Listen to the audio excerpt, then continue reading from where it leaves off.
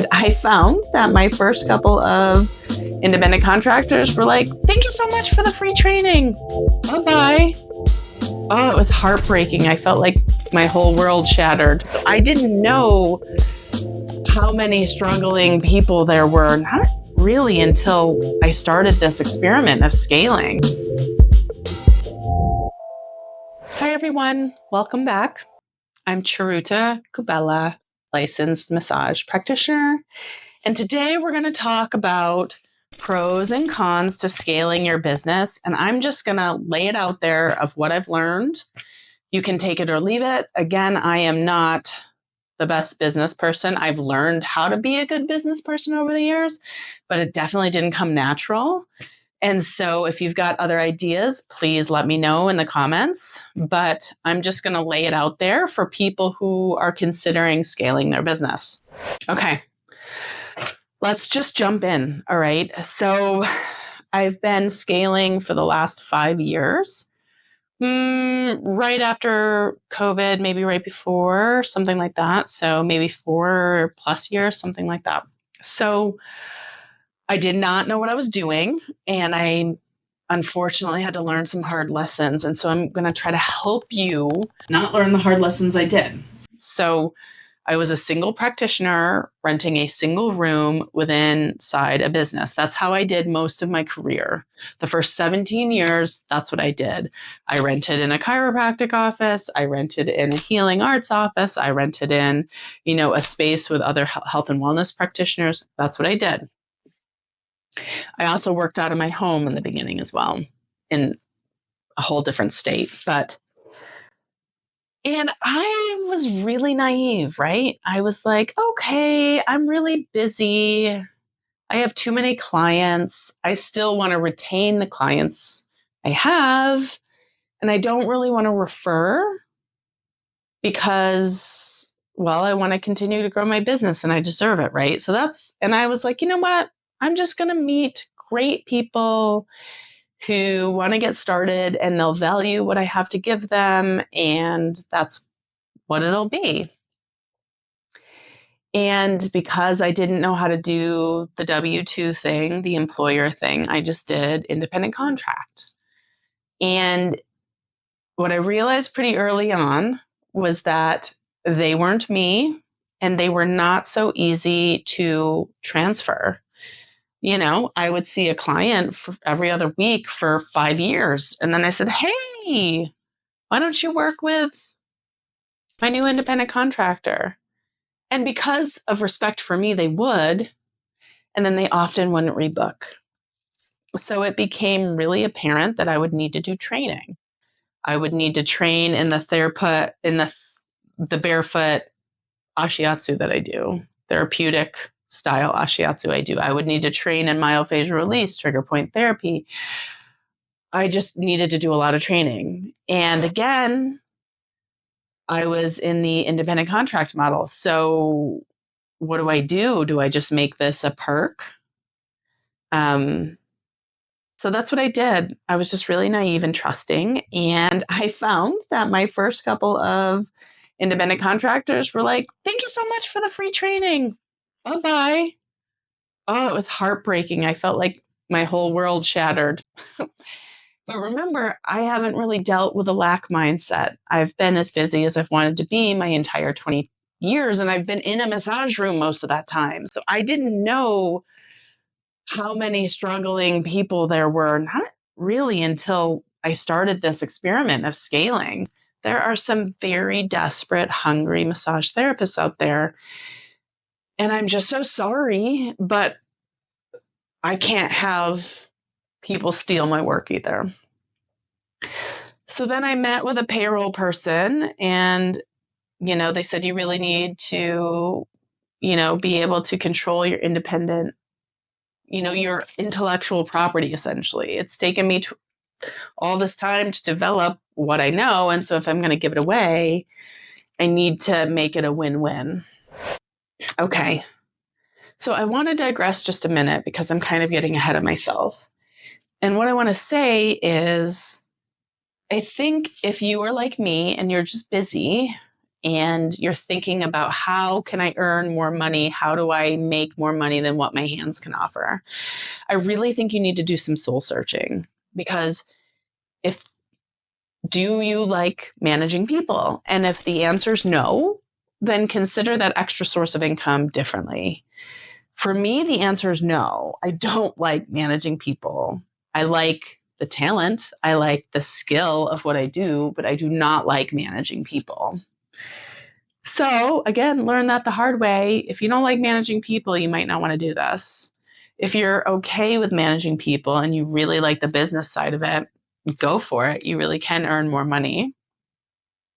I would also look at your long-term goals. For me, the whole reason I did this was because I was having small children, and I was thinking to myself, do I want to do my 25 hours of body work a week when I'm 65, when I'm 60, 65? Do I want to do that? And the answer was so no.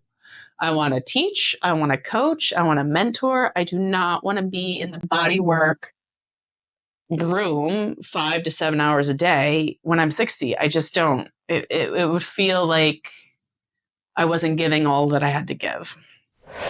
So those are the two reasons why I did it. And that's why I continue to do it, honestly. But I've done it a lot smarter. So, okay, people took my knowledge and they said, thank you very much. And they went and started their business. Serious burn, but it was a humility that I really needed, because I was so resistant to being an employer. I didn't want to do it. I didn't want to figure out the payroll. I didn't want to pay the payroll.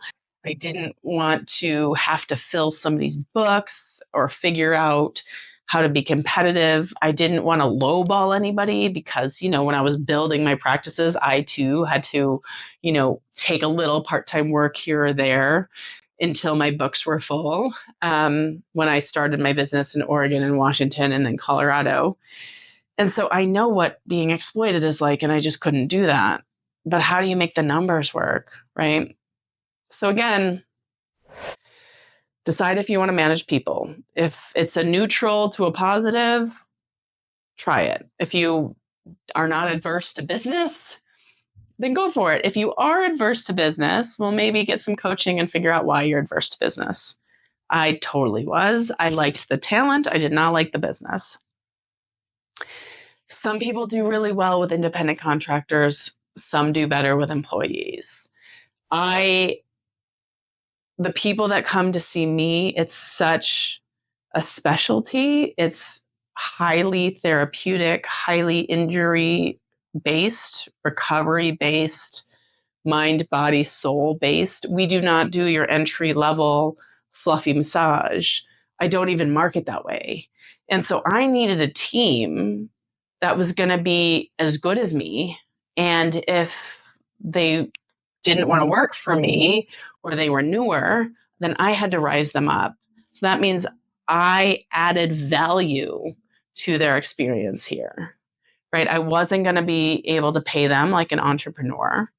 I wasn't going to be able to offer them full books instantly out of the gate, but I offered them training. But I had bulletproof contracts in place. So I looked at that as an onboarding training. And then each time we did continuing ed, they signed a contract. If they leave early, if they leave within a year, if they leave within 6 months, if they leave within 3 months, if they stay 2 years or 3 years, then they get the training for free, but they have to stay on 2 or 3 years.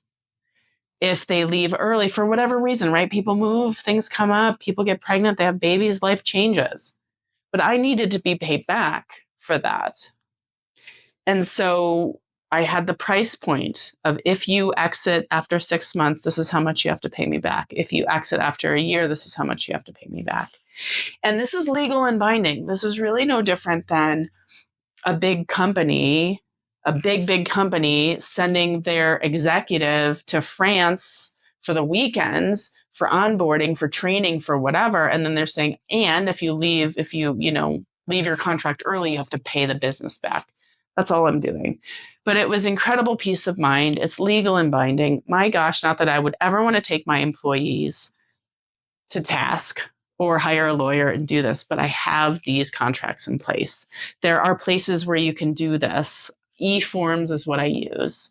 It's a yearly subscription. You can type in the state that you belong to, and you can do employee contracts. You can do training program contracts. You can do dress code contracts. It's all there. But I learned the hard way. Don't learn that way. Have bulletproof contracts in place. Okay, this also helped me. Again, I'm telling you, I'm not a natural business person. I don't like having to fill people's books week after week, year after year. It stresses me out. I mean, sometimes I have slower weeks and I'm usually really excited. I'm like, woo, I can do a video, or I can like catch up on something, or I can do my taxes or my bookkeeping or whatever, right? Like, I don't mind only having 2 sessions a day. Because when I have the 5, 6 sessions a day, I really pound it. And when I have a slower day, I'm just grateful. But it's different when you have employees, right? They need fuller days. So in my interview process, I make sure I get the right candidates. I would rather take the overflow or grow slower or whatever, turn a client or 2 away a month, than hire the wrong person. So I need mature people who are grateful that I pay better than average, people who are wanting what I have to give. They're happy to get the extra training because they have vision and goals of their own, but not for 3 or 4 years. And then I also pick people who have different income sources, okay? Because I don't want to be stressed out. So I'm probably not going to hire the single mom that needs to work full time. They're probably better suited for an Elements or a Massage Envy, not because they don't deserve to be paid more. Surely they do, but because they have a greater pipeline than I do. I've got other ambitions. I've got small children. I do coaching. I do all kinds of things. I teach courses sometimes. And again, I don't like to manage people. So I have to hire people that are self-managing and adult and mature. And they have second or third income sources. So I would hire, a retired vet. I would hire a happily married person with a spousal income. I would marry somebody. Listen to me. I would marry someone. I would hire someone that had a second part-time gig, or they were half self-employed and just needed a day or two. I also let people know that if the clients are there, they can come on more, they can learn more, but that's what I do, right? I hire them on for maybe 2 shifts a week, 1 weekend, 1 night, or, do it however you want. But those are the busier times I need. It's every employer in this industry, unfortunately. And so last but not least, when you're a tiny little potato like me and you're trying to compete with the giants, I offer great value. I offer great culture, and I pay probably 10% more than the average. It means I don't make as much profit, but I go to sleep at nights. I don't exploit people, and people are happy for the income.